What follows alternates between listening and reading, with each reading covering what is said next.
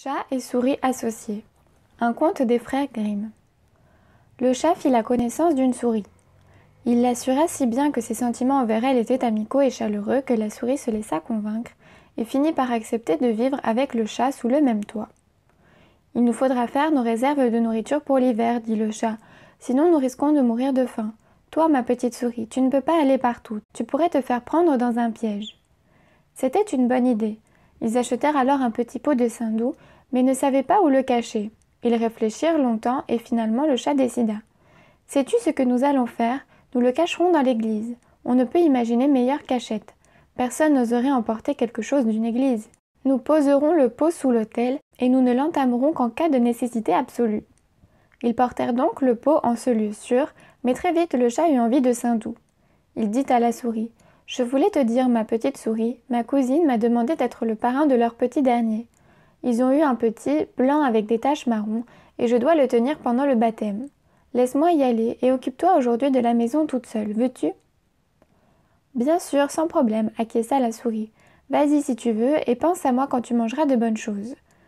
J'aurais bien voulu, moi aussi, goûter de ce bon vin doux qu'on donne aux jeunes mamans. Mais tout cela était faux, le chat n'avait pas de cousine et personne ne lui avait demandé d'être parrain. Il s'empressa d'aller à l'église, rampa jusqu'au petit pot de saindoux et lécha jusqu'à avoir mangé toute la graisse du dessus.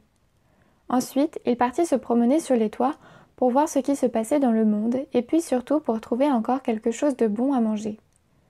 Puis il s'allongea au soleil, et chaque fois qu'il se souvenait du petit pot de saindoux, il se léchait les babines et se caressait la moustache. Il ne rentra à la maison que dans la soirée.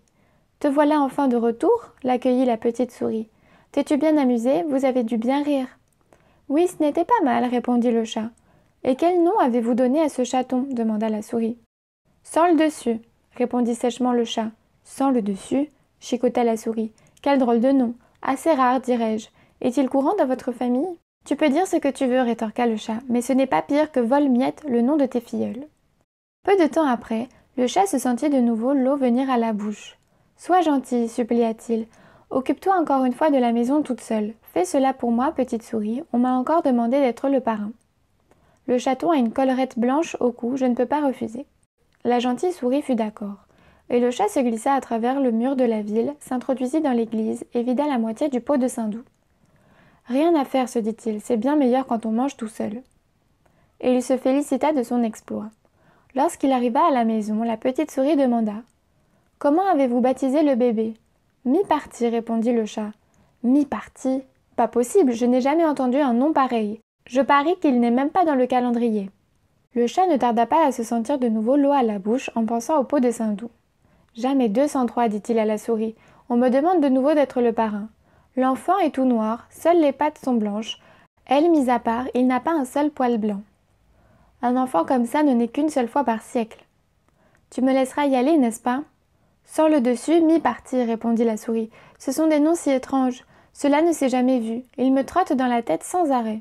C'est parce que tu restes tout le temps ici avec ta vilaine robe gris foncé à longues nattes. Tu passes toutes tes journées enfermée ici. Pas étonnant que tout se brouille dans ta tête, dit le chat. Voilà ce qui arrive quand on passe sa vie dans ses pantoufles. Le chat partit, la petite souris fit le ménage dans toute la maison. Pendant ce temps-là, le chat gourmand vida entièrement le pot de saindoux. Et voilà, pensa-t-il, maintenant que j'ai tout mangé, je ne serai plus tenté. Si repu qu'il s'essoufflait en marchant, il ne rentra à la maison que la nuit, mais serein. La petite souris lui demanda aussitôt le nom du troisième chaton. « Je suis sûre que tu n'aimeras pas, répondit le chat. Il s'appelle Tout Fini. »« Tout Fini, chicota la souris. Cela paraît suspect, ce nom ne me dit rien qui vaille. Je ne l'ai jamais vu imprimé quelque part. Tout Fini. Qu'est-ce que cela veut dire en fait ?» Elle hocha la tête, se roula en boule et s'endormit. Depuis ce jour, plus personne n'invita le chat à un baptême. L'hiver arriva et dehors, il n'y avait rien à manger. La petite souris se rappela qu'ils avaient quelque chose en réserve. « Viens mon chat, allons chercher notre pot de saindoux que nous avons caché pour les temps durs. On va se régaler. »« tu te régaleras, marmonna le chat. Cela sera comme si tu sortais ta petite langue fine par la fenêtre. » Ils s'en allèrent et lorsqu'ils arrivèrent dans l'église, le pot était toujours à sa place mais vide. « Ça y est, dit la souris, je comprends tout, j'y vois clair à présent.